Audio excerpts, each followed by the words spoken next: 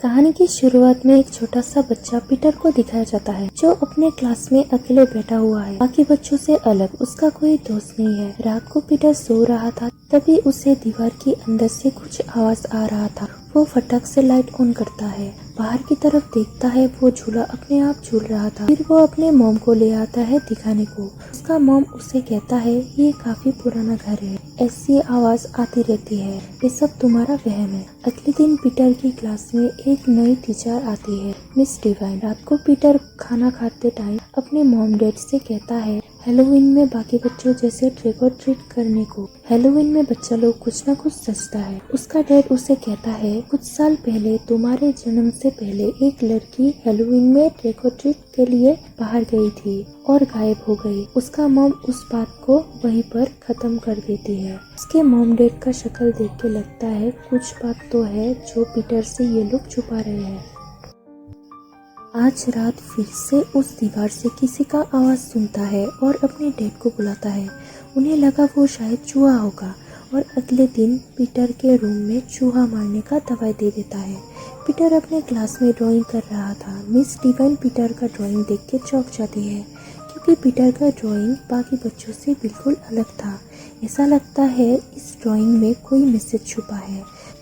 दरअसल रात को पीटर को अपने रूम के दीवारों से जो आवाज आता है, इस चीज को सोच के पीटर ने ये ड्राइंग बनाया। मिस डिवाइन पीटर के घर जाके पीटर की मॉम को ये ड्राइंग देती है। थोड़ी देर बाद पीटर की मॉम पीटर से पूछती है तुम अपने रूम में किससे हेल्प मांग रहे हो।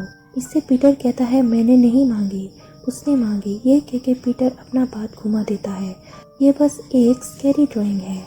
आज रात फिर से पीटर को किसी लड़की का आवाज आता है। वो पीटर से दोस्ती करना चाहती है। पीटर का कोई दोस्त ना होने की वजह से पीटर भी उससे दोस्ती कर लेता है। अगले दिन पीटर अपने क्लास में एक पंपकिन के ऊपर ड्राइंग करता है।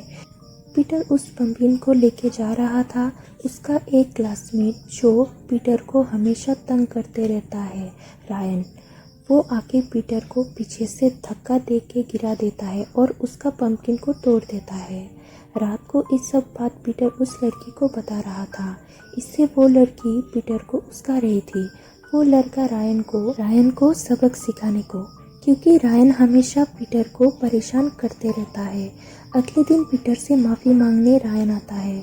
उससे एक पंपकिन देता है। जैसे कि रायन पीटर का वो पंपकिन तोड़ दिया था, पीटर को उस लड़की का बात याद आ जाता है।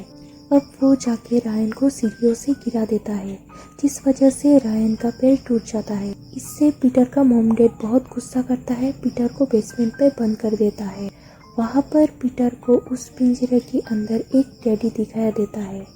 दरअसल वो टेडी उसी लड़की की है।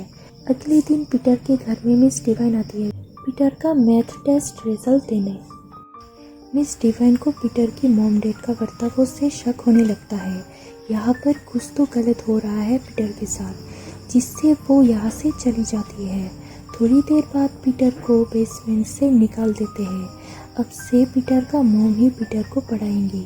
पीटर का स्कूल जाना भी बंद कर दिया उस हादसे की वजह से।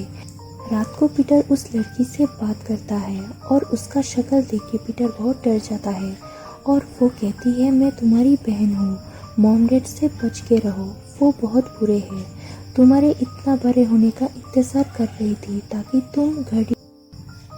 तुम घड़ी को हटा के उसके पीछे का दरवाज़ा खोल के मुझे निकाल सको।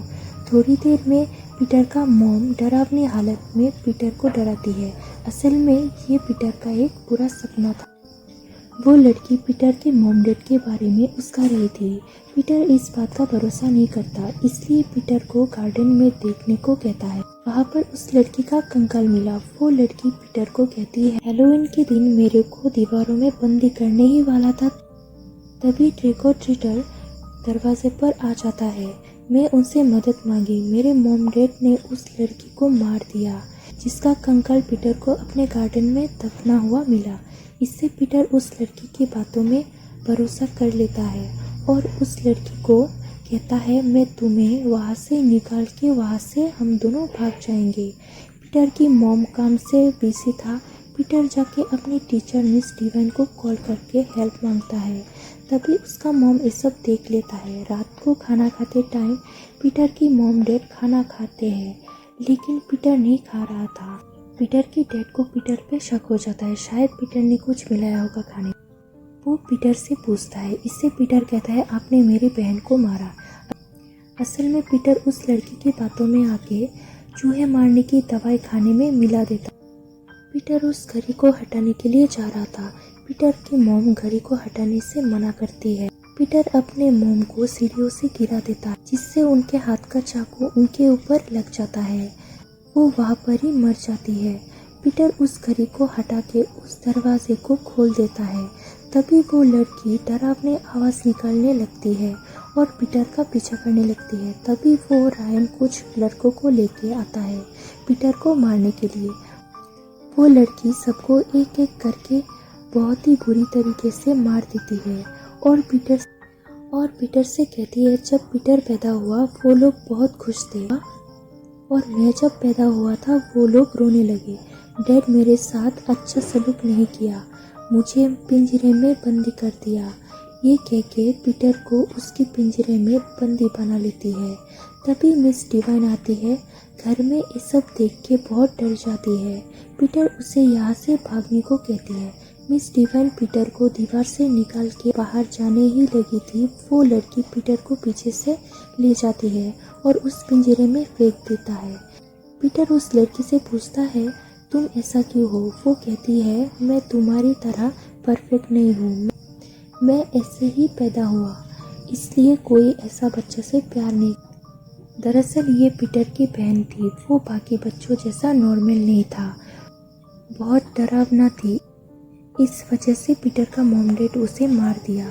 असल में गार्डन में इसी लड़की का बॉडी को दफना दिया था, जो पीटर ने भी उस कंकाल को देखा था। पीटर के साथ इसलिए अच्छा बर्ताव किया ताकि उसकी मॉम डैड को मार के उस पिंजरे से खुद निकल सके। तभी मिस डिवाइन आती है। वो लड़की डिवाइन को मारने ही वाला था।